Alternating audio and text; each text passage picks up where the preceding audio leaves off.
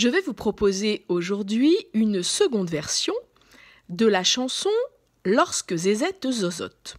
Cette fois-ci, on va en faire une chanson à remplacement, c'est-à-dire une chanson dans laquelle on va remplacer certains sons par d'autres, certains phonèmes par d'autres. Pourquoi faire ça? Eh bien, parce que c'est comme ça que l'on apprend à bien prendre conscience de tous les sons de la langue pour bien les lire et bien les écrire et bien entendu, bien les prononcer. Vous vous souvenez que dans la chanson, notre amie Zézette, elle, zozote, ça veut dire qu'elle a tendance à mettre sa langue un peu trop en avant lorsqu'elle prononce les sons et que tous les sons qui sont proches du S, elle les prononce Z. Donc il y a le S, le J et le CH.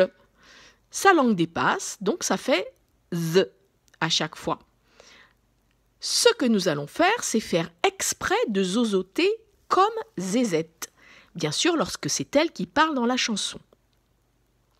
L'intérêt de cet exercice, c'est que comme les enfants vont être obligés de se demander quand est-ce qu'il faut zozoter, ils vont donc prendre conscience de tous les sons sur lesquels ils ont tendance à dire Z au lieu de je, ch et puis se. Alors on y va. Lorsque Zézette zozote, à ce qu'elle est rigolote. Cette partie ne change pas. Maintenant, Zézette va s'exprimer. Réfléchissons. Elle me dit, je voudrais que tu m'achètes. Alors, on va le faire comme Zézette maintenant. Elle me dit, je voudrais que tu m'azzettes. Je vous laisse répéter.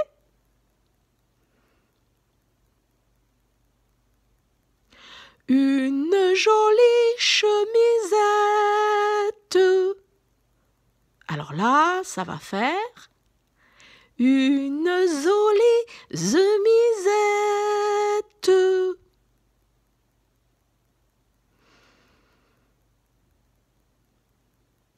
Que j'ai vu afficher à la Zézette, que j'ai vu afficher.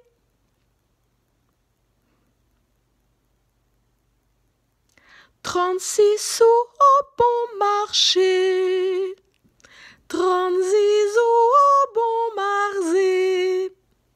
Lorsque Zézette zozote, à ce qu'elle est rigolote.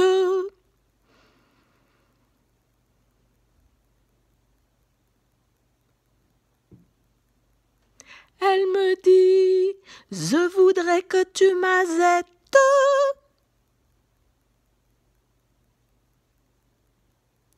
Zette jolie chemisette.